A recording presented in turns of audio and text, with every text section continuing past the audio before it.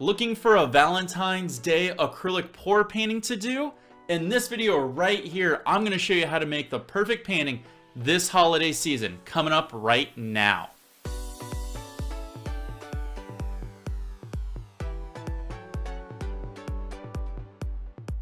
Hello, Wild coming at you for my creative control playlist where I try to bring you the best tips, tricks, and even painting tutorials just like this here. If this is your first time here, consider subscribing and hitting that bell so you know when my videos go live. If you're into acrylic pour painting, you need to do one this holiday season for Valentine's Day, and I picked up a really cool piece of wood from Target in their dollar section that I'm going to do a nice little hearted acrylic pour. Let's go over to my table and I'm going to show you how to achieve a very simple painting done in only just a couple of minutes. Let's go. The colors I'm going to use in this painting are a bright red, a beautiful titanium white, a leaf gold, and a very hot pink. For this acrylic pour, I'm going to do a dirty cup, which means I'm going to put all of my colors into a single cup and I'm going to alternate between different colors at different times. Some colors will be a little heavier poured, some will be lightly poured, while some will just be ribbons or a few drops, and I will alternate at different colors in between. And what this will do is what it will achieve a different effects when we pour it out of the cup onto our wooden surface, and it'll create all these beautiful different colors, cells, ribbons, and kind of slashes through them. It's a great way to achieve a bunch of different colors on one pour. With my dirty cup all ready to go, I'm going to prep my surface. You don't have to do this step. This will actually allow the paint to flow a little bit better. So I have some leftover titanium white that I'm gonna lay down here. I'm gonna move it around with my fingers and kind of work it into the surface of the wood.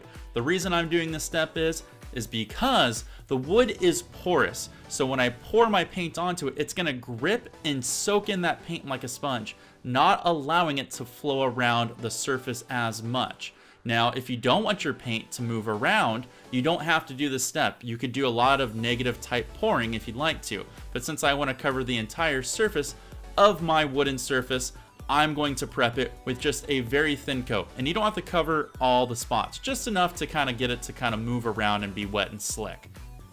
Okay, time for some fun. I've got my surface prepped and I'm gonna start pouring my colors down just a little bit at a time to see what kind of effects I can get within here, because I do have some silicone which is going to achieve some beautiful cells and some ribbons that are going to crackle through. So I'm going to lay down just a little bit here and kind of get kind of a feel of how this wood's going to work and pick up my surface and tilt it in different directions, allowing for that paint to spread out and allowing for that silicone to come to the surface.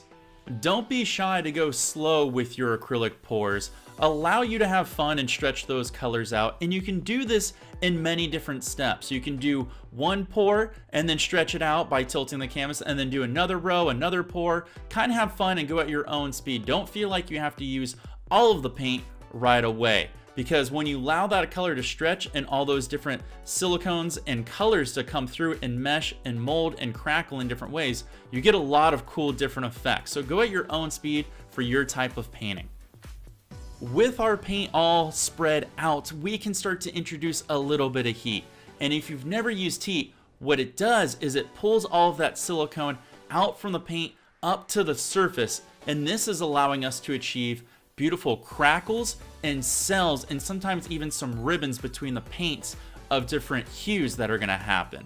It's a great way to get a bunch of different effects all in one acrylic pour painting, and I recommend it, but you do not have to do the step if you don't want to.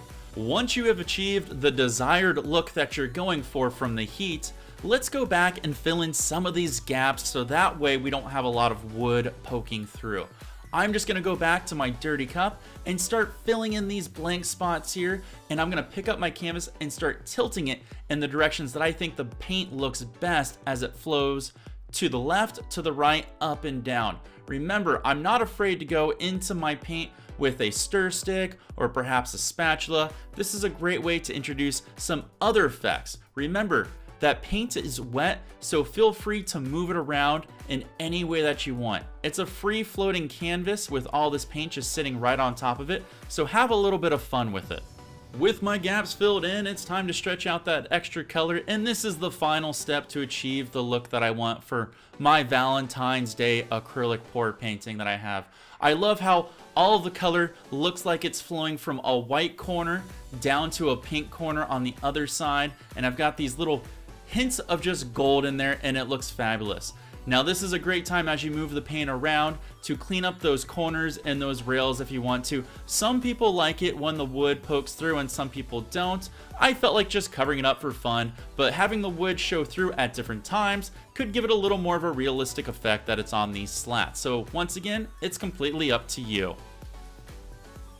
And for a finishing touch, I'm just going to introduce a little more heat just so I can get a few more cells and a couple crackles and a few little ribbons in there. It's a little hard to notice some of these things because it's basically for the person that's going to be receiving this art. They'll see just the small fine details and a little bit of the shimmer and sparkle from that gold popping through.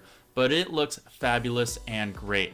If you have any little spots that you missed, don't be afraid to fill in the gaps that may have not been absorbed that well from the paint or just possibly even missed. And there we go. We have a beautiful Valentine's Day acrylic pour painting done perfectly on these wooden slats. We got great ribbons, great color, great cells, and a lot of texture, and this turned out awesome.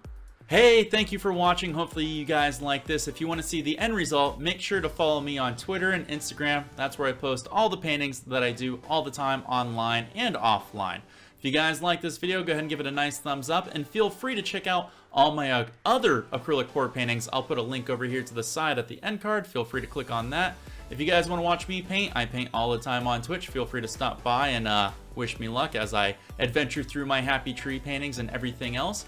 I will see you guys in the next painting tutorial coming up real soon. Have a great one, take care, and peace.